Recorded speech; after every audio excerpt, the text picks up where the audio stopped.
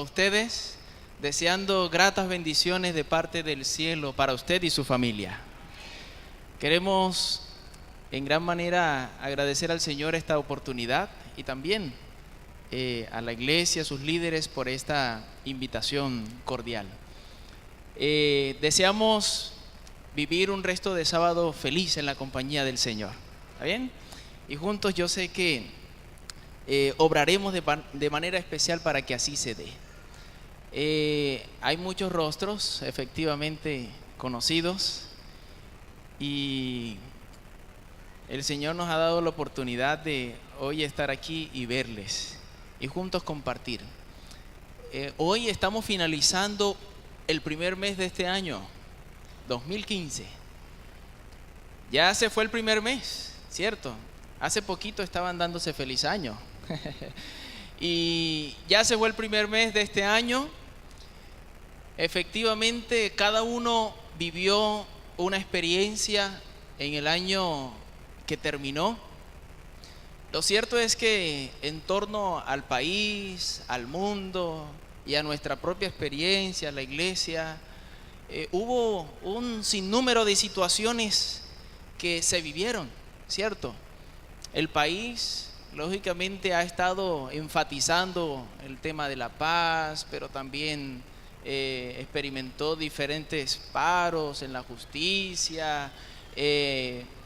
A pesar de todo eso, mucha violencia, desastres, virus, muchos les llegó el chikungunya, ¿cierto? No sé cuántos todavía están padeciendo de él. Lo cierto es que ha azotado fuertemente y realmente son situaciones que se viven en torno a los niños. La verdad es que hubo situaciones bastante desastrosas, secuestros, muertes, y la verdad es que cada día que pasa vemos estas situaciones y decimos, bueno, todavía está en alto nuestra esperanza. Todavía somos un pueblo que, a pesar de ver todo eso, nuestra esperanza está en alto.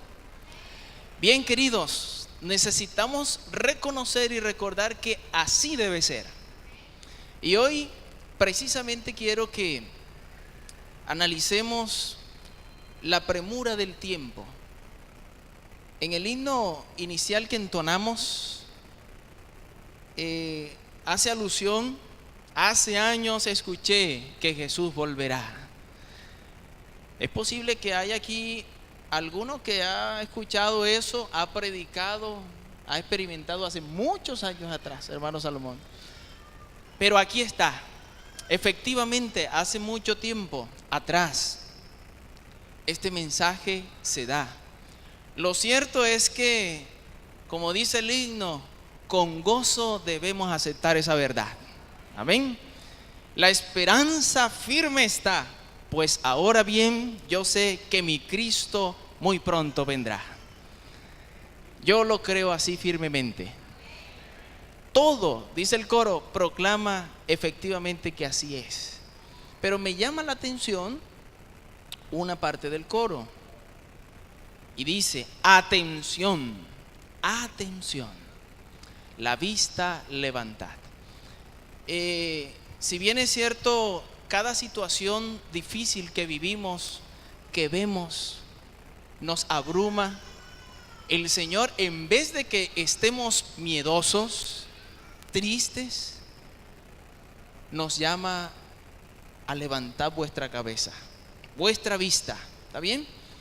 Y a los amigos que hoy nos acompañan aquí, quiero decirles que esta es la bendita esperanza que este pueblo tiene en su corazón y que predica, y que queremos que usted también la abrace. Cristo muy pronto vendrá. ¿Está bien? Hermanos queridos, vamos a inclinar el rostro, vamos a orar. Soberano Padre, en esta hora vamos a abrir tu palabra. Quédate en medio nuestro y que el poder de ella, oh Señor, penetre lo más profundo de nuestro ser. En el nombre de Jesús. Amén. Amén. Bien, en la Biblia vamos a abrir el capítulo 14 de Juan. Leímos el texto inicial, un texto que Jesús expresó en medio de la noticia que los discípulos estaban recibiendo, que se iba. El Señor trató de calmarlos, de animarlos, haciéndole promesas especiales, promesas que efectivamente ha cumplido, está cumpliendo y seguirá cumpliendo. Amén. Porque el Señor es esclavo de su palabra. Lo que dice, eso cumple. Y el versículo 29, luego cuando les habla de la venida del Consolador, del Espíritu Santo, el Señor dice unas palabras interesantes. Les dice que volvería. El versículo 29 les dice: y ahora os lo he dicho antes de qué, antes que suceda, para que cuando suceda, queridos hermanos, creáis. Le dijo esto a los discípulos y Jesús advirtió este mensaje, vio la necesidad de hacerlo y todavía necesitamos recordarlo y sentarnos en la realidad de que creemos en Él. Los discípulos que iban camino a Emaús olvidaron rápidamente lo que Jesús les había advertido con respecto a su muerte, a su resurrección. Tanto así que acababa de acontecer y ellos iban allí charlando, y cuando Jesús les llegó allí, lo tratan de aquel que está como perdido, no sabe qué es lo que ha pasado, pero ellos realmente perdieron de vista las promesas de Jesús. Fácilmente, así como a ellos les sucedió, fácilmente nos puede suceder. Por eso, hermanos queridos, es necesario que en este tiempo podamos recordar lo que el Señor ha dicho acerca del tiempo que estamos y del tiempo que vendrá. En este siglo XXI en el que vivimos, realmente vemos que la angustia va aumentando. Y saben, va a seguir creciendo. La angustia va a seguir creciendo. Pero el Señor necesita que nosotros sepamos lo que Él ha dicho y que sepamos cómo actuar ante ello. Yo quiero compartir esta mañana algunos apartes del espíritu de profecía, y ustedes junto conmigo van a estar atentos a ello. La esperanza que hoy tenemos muy pronto será una realidad, ¿ok? Ahora miren, ante el mundo muchos observan la intensidad, ¿cierto?, que se apodera de todo elemento terrenal y reconocen que algo grande y decisivo está por acontecer, que el mundo se encuentra en víspera de una crisis espectacular. Hoy estamos viviendo situaciones, pero esto apenas son pinceladas de lo que vendrá. Las agencias del mal se coligan y acrecen sus fuerzas para la gran crisis final. Grandes cambios están a punto de producirse en el mundo y los movimientos finales serán rápidos, hermanos.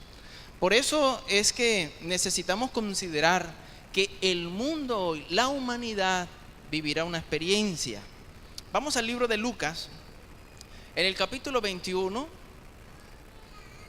Lucas capítulo 21, ubiquémonos en el verso 26. ¿Qué sucederá precisamente en el contexto de estos tiempos angustiosos que vienen? El versículo 26 dice, queridos, los hombres quedarán sin ¿qué? Sin aliento, quedarán sin aliento. Jesús precisamente en este capítulo, junto con Mateo 24, expresa lo que previamente acontecerá y que el Señor ha dejado como señal. Pero en torno a los hombres dice, los hombres quedarán sin aliento. En otras versiones dice, se secarán, ¿cierto? Dice, quedarán sin aliento por el temor y la expectación de las cosas que sobrevendrán en la tierra. porque las potencias de los cielos serán conmovidas. Bien, esto no es nuevo para nosotros, ¿cierto? Sin embargo, y de hecho, conocemos este mensaje. Pero el Señor, a través del profeta Daniel, expresó que vendría un tiempo de angustia. Y el mismo Jesús, en Mateo 24, expresa que un tiempo de angustia cual nunca lo hubo, ¿cierto? Y estamos a la expectativa de eso. Pero tal como vivimos hoy, hermanos queridos, será la oportunidad de vivir cuando esto llegue. Porque el presente es fundamental. Aún Jesús en Mateo 25 habló de la condición de la iglesia en torno a las 10 vírgenes, ¿cierto? ¿Cuántas se durmieron? ¿Están seguros? Todas se durmieron, ¿cierto? Todas se durmieron. Quiere decir que esa condición será una realidad. Esto que el Señor ha dicho, mucho de lo que el Señor ha dicho ha estado aconteciendo de forma parcial, pero tendrá su cumplimiento cumbre y que realmente estará más cercano a su venida. Pero si hoy muchas cosas estamos viviendo, hermanos queridos, es porque Jesús está cerca. Está cerca. Ahora, Jesús expresó el relato de las vírgenes, se durmieron, pero realmente lo que ellas hicieron previamente realmente apuntó a su respuesta ante la llegada del esposo. Y ya ustedes conocen la historia que Jesús contó, lo que pasó con 5 de ellas y el resto de las 10. Ahora, hoy estamos en ese tiempo de las vírgenes, de las 10 vírgenes. Hoy es ese tiempo, porque el esposo está por llegar. Ahora miren, en torno a esto, el Señor nos sugiere algo. Nos sugiere que necesitamos despertar, ¿cierto?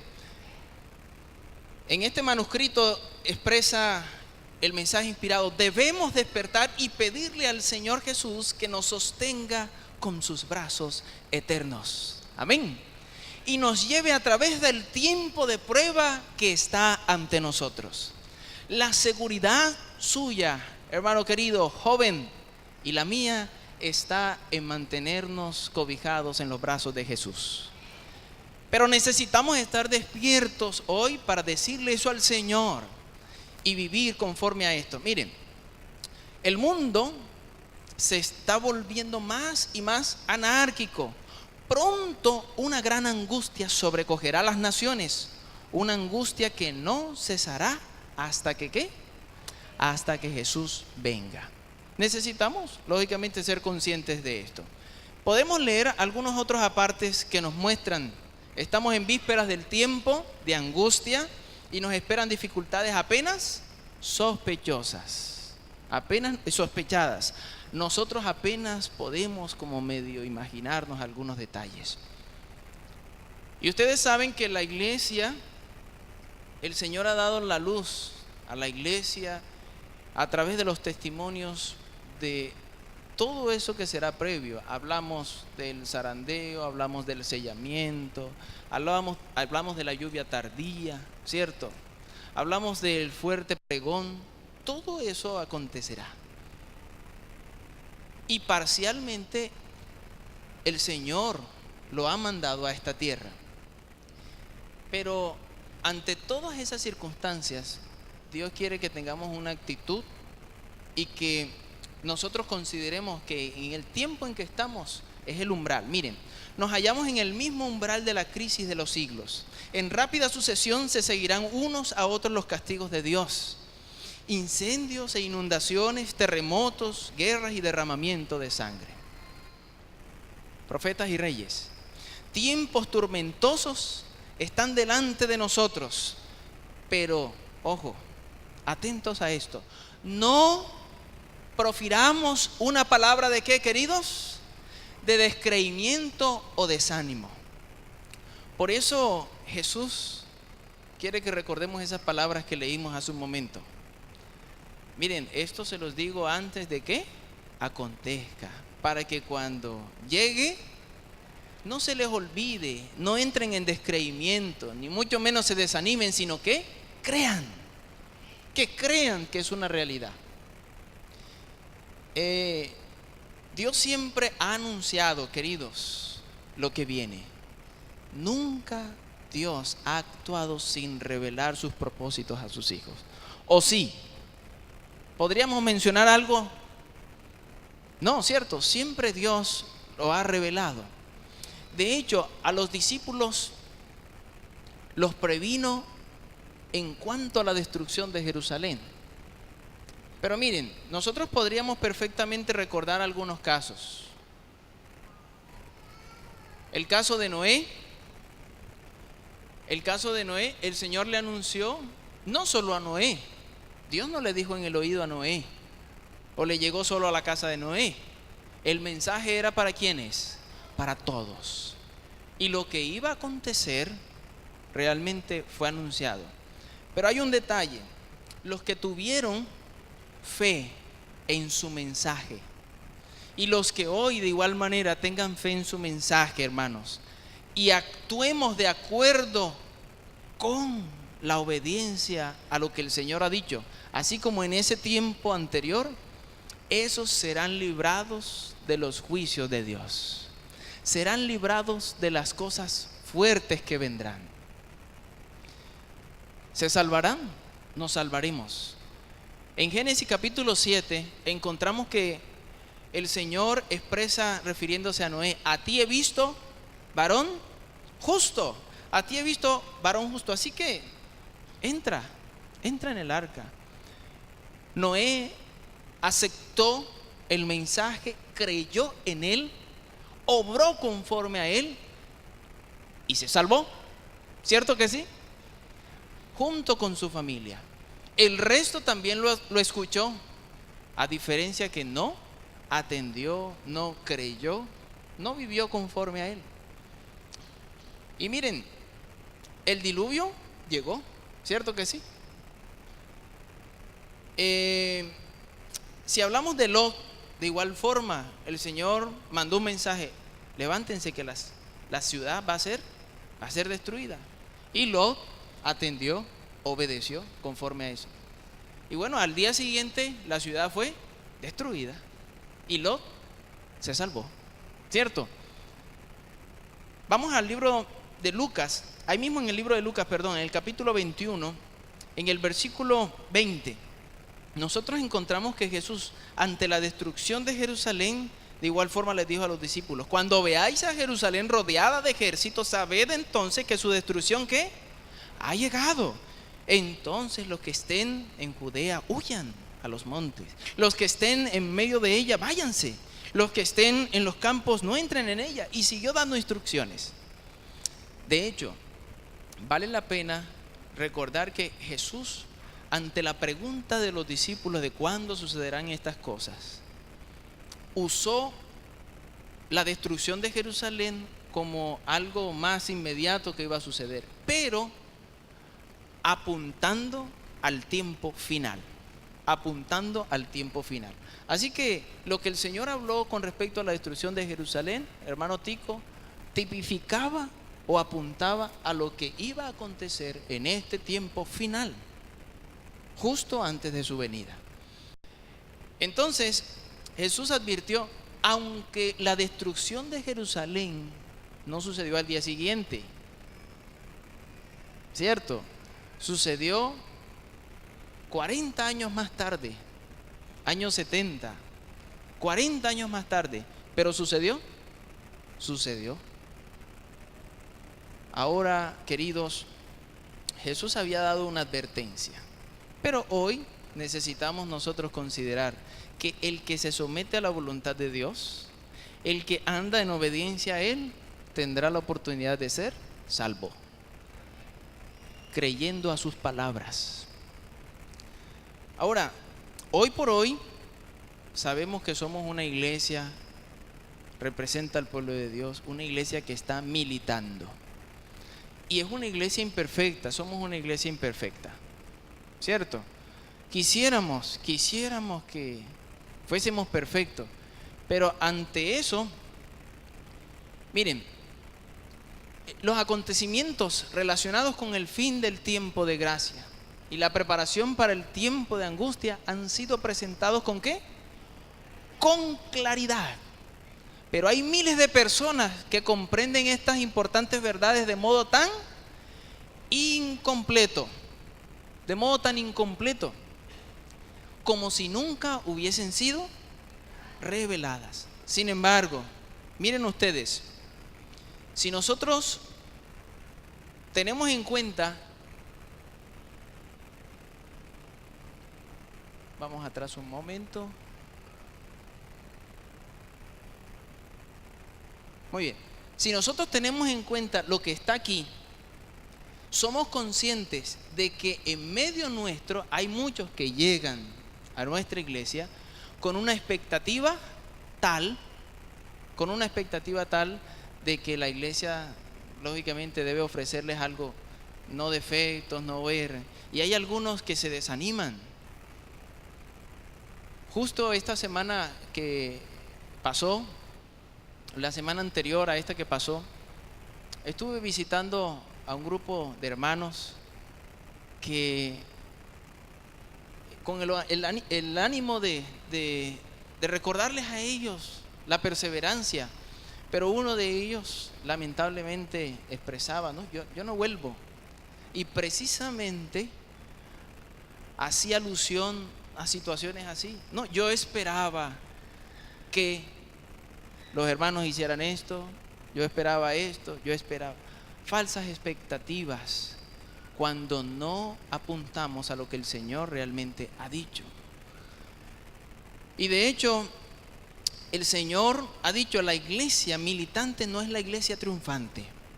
Y la tierra no es el cielo. La iglesia está compuesta de hombres y mujeres falibles, imperfectos, que estamos como aprendices en la escuela de Cristo para ser instruidos, disciplinados, educados para esta vida y para la vida inmortal. Por eso, queridos, Dios anhela que nosotros no nos desanimemos. Y el tiempo que viene no es fácil. Apocalipsis capítulo 14 recuerda que estamos precisamente viviendo ese mensaje de los 3 ángeles y aún más el del tercer ángel. ¿Recuerdan ustedes? A partir del versículo 9, el tercer ángel lo siguió diciendo a gran voz: si alguno adora a la bestia y a su imagen y recibe la marca en su frente o en su mano, él también beberá del vino de la ira de Dios, que ha sido vaciado puro en el cáliz de su ira, y será atormentado con fuego y azufre delante de los santos ángeles y del Cordero. Jóvenes hermanos, no podemos cerrar nuestros ojos y oídos a esta realidad. De hecho, cuando esto se dé, esperamos ley dominical, esperamos todos estos detalles, se acerca más el final del tiempo de gracia, ese tiempo de oportunidad. Pero en torno a esto, miren, este comentario en torno al ángel, dice: dijo mi ángel acompañante, su obra es ¿cómo? Terrible. Precisamente en torno a este último mensaje, su misión es tremenda. Es el ángel que ha de separar el trigo de la cizaña, o sellar, ¿cierto? Y sellar o atar el trigo para ir a ¿dónde? Para llevarlo a ¿dónde? Al granero celestial. Estas cosas debieran absorber completamente, ¿qué cosa? La mente y la atención. Esto es lo que el pueblo de Dios hoy necesita. No quiere decir que no vamos a hacer más nada, no. En medio de nuestras actividades, permita Dios y su decisión personal que nada ponga en riesgo los principios del cielo en su vida. Es necesario que lo consideremos. Tendremos efectivamente que comparecer ante situaciones difíciles, pero quiero apuntar a la última parte. Miren, aquí, los jóvenes debieran entender estas cosas. Nosotros necesitamos considerar los motivos de nuestra fe y necesitamos entender estas cosas. Deberíamos estar al tanto de las cosas que acontecerán antes del fin de la historia de este mundo. Ahora miren, terminamos este párrafo de esta manera. Estas cosas tienen que ver con nuestro ¿qué? Bienestar eterno. Y los maestros y alumnos deben prestarle más atención. Deberíamos prestar más atención, estudiar los grandes hitos que señalan precisamente el final del tiempo.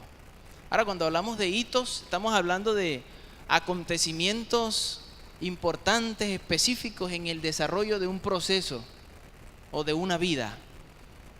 En torno a esto el Señor llama nuestra atención. Lucas capítulo 21 sigue diciendo en el versículo 28: cuando estas cosas, hermanos, comiencen a acontecer, comiencen a suceder, erguíos y levantad vuestra cabeza, porque vuestra redención está cerca. Gloria al Señor. En el distrito tenemos un feligrés que, bueno, es la persona que en el distrito tiene más edad. Y esta semana fuimos a acompañarle a celebrar su año número 103. Tiene 103 años. Yo no sé si hay alguien que se acerca a eso aquí, o conocen a alguien que de pronto tenga más. ¿Sí? ¿Conocen a alguien que de pronto tenga más? Bueno, seguramente están recordando a alguien. ¿Saben? Cuando le visitábamos y me dispuse a compartir una reflexión antes de orar por él, más bien fue él que tomó la palabra y captó la atención de los que estábamos allí. Mientras hablaba, recordaba los momentos que experimentó al compartir el evangelio en ese lugar, en ese pueblo. Fue uno de los pioneros de la obra allí. Y él decía que cuando comenzaba a predicar, a dar el mensaje, muchos lo señalaban. Aún decía, un hombre me cogió por los cabellos y me amenazó con un machete. Pero yo seguí predicando el evangelio. Uno de los hijos mayores que estaba allí decía, cuando yo era chico, me rodeaban los compañeros, los amigos de cerca y me decían, ese es el hijo del adventista. Y también me señalaban, lo burlaban. Y miren, él hacía alusión hoy, en este tiempo, a aquello que sucedió mientras él compartía el evangelio. Efectivamente, hermanos, y él completaba diciendo, y ese a los días se murió. En 2 ocasiones repitió lo mismo, y ese a los días se murió. Aquel que le señalaba que realmente estaba tratando de detener lo que decía, él lo que decía, se murió y yo todavía estoy aquí viviendo, andando y todavía con ganas de vivir. A ese hermano, la fe en el Señor, a pesar de que ya poco ve, avanza, todavía camina, pero poco, ahorita en estos días ya menos, pero hermanos queridos, ahí está. Y fue grato escuchar de que mientras él predicaba el evangelio, a pesar de que eso aconteció, no dejó de hacerlo. Nosotros, queridos hermanos, necesitamos reconocer y recordar esto. Ahora, ya el Señor nos dice qué es lo que tenemos que tener en la mente y compartir este evangelio. Miren, aquellos que se coloquen bajo el control de Dios para ser guiados por Él, captarán el paso continuo de los eventos que Él ha dispuesto que ocurrirán. ¿Quiénes son? Los que ¿qué? Los que se pongan al control de Dios. Los que se pongan al control de Dios. Miren, el Señor dio un consejo en torno a este tiempo que íbamos a vivir. Miren ustedes, en el libro de Mateo capítulo 6, vamos al libro de Mateo, el capítulo 6, el Señor dio un consejo a partir del versículo 25, vamos a leer ese. Dice: por tanto, os digo, no os ¿qué? Angustiéis por vuestra vida, qué habéis de comer o qué habéis de beber, ni por vuestro cuerpo, qué habéis de vestir. ¿No es la vida más que el alimento y el cuerpo más que el vestido? Leamos el versículo 31. No os angustiéis, pues diciendo, ¿qué comeremos o qué beberemos o qué vestiremos?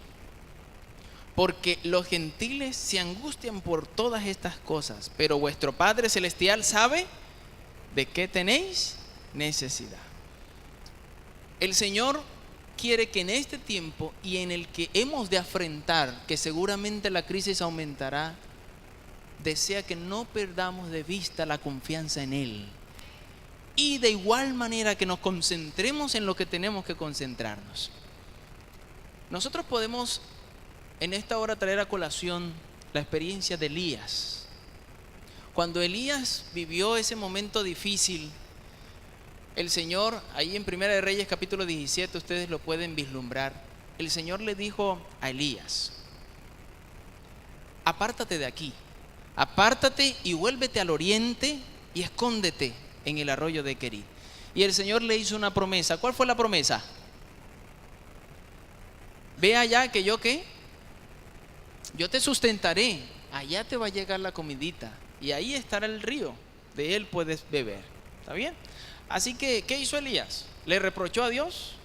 No, dice que Elías entonces fue obedeciendo al Señor.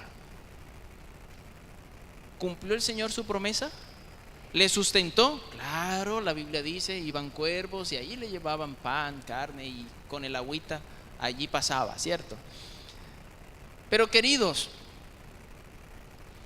Dios anhela que tengamos en cuenta dos cosas, de acuerdo a lo que leímos en Mateo y esta experiencia. Primero, no debemos preocuparnos por lo que vendrá, porque Dios proveerá. Amén. Y segundo, necesitamos concentrarnos en obedecer fielmente la palabra de Dios, como Elías lo hizo. Hacer su voluntad. Cuando hacemos esto, Dios, queridos hermanos, hace su parte. Ahora, no dejemos allí. El capítulo dice que después el arroyo ¿qué? Se secó. Y entonces, y Dios dijo que de ahí era donde iba a beber. Entonces, ¿qué hace Dios cuando las cosas se agotan? Bueno, ¿sigue qué? Sigue proveyendo. Él le dijo, tranquilo, ve, allá hay una viuda, a través de ella te sustentaré. Le puso el caminito, ¿cierto?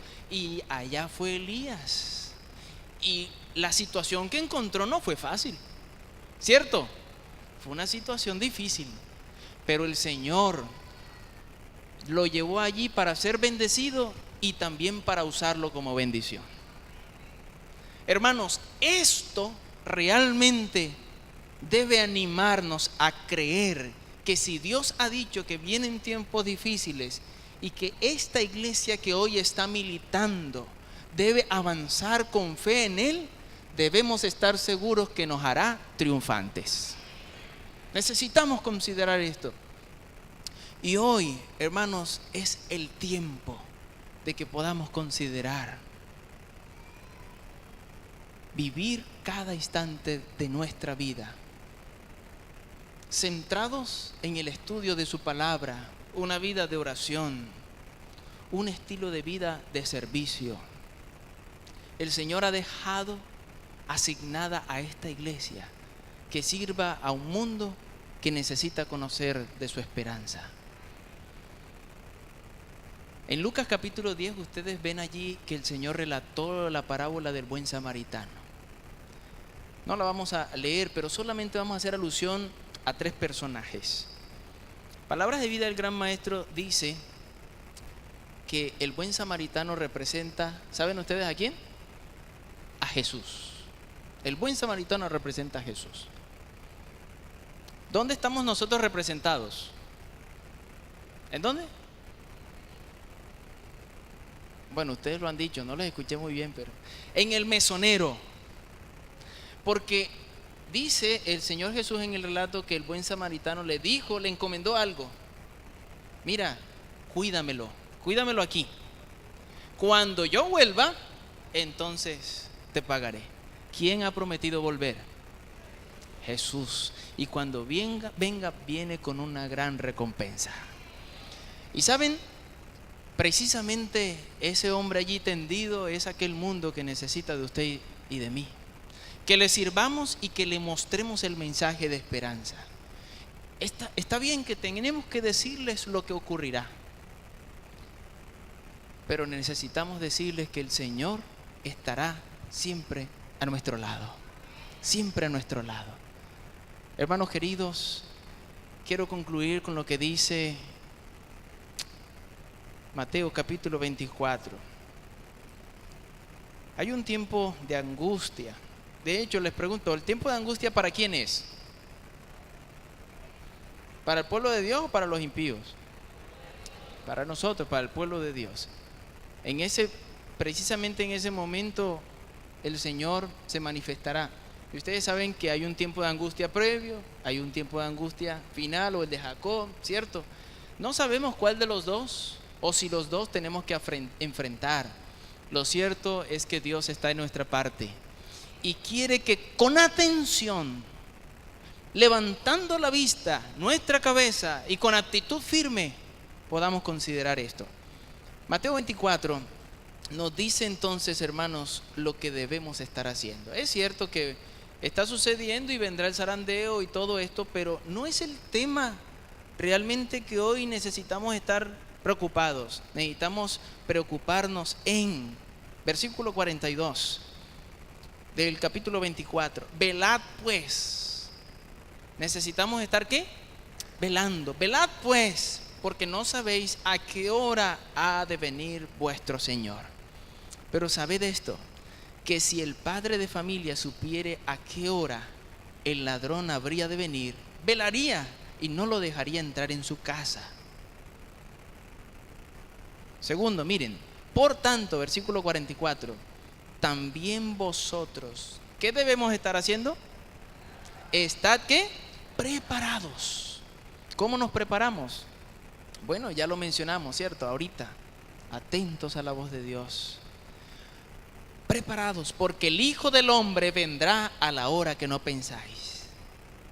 Y el versículo 45 dice, ¿quién pues es el siervo fiel y prudente, al cual puso su Señor sobre su casa para que les dé el alimento a tiempo? Necesitamos hacer esto ahora, que es el tiempo de oportunidad. El Señor quiere venir a buscar a sus hijos, quiere llevarnos y Él mismo colocar la corona de la vida en cada uno de sus hijos. El mensaje inspirado dice que el mismo Jesús lo hará. El mismo Jesús lo hará. Y el mismo Jesús nos dará la bienvenida. Pero hoy es el tiempo, querida iglesia, en que necesitamos, en medio de nuestros quehaceres, que esperamos agraden a Dios, en medio de nuestros quehaceres velemos y estemos preparándonos cada instante para que así, queridos, podamos estar delante de Dios listos, preparados, y cuando Él venga, usted y yo podamos estar en pie. Que el Señor nos bendiga.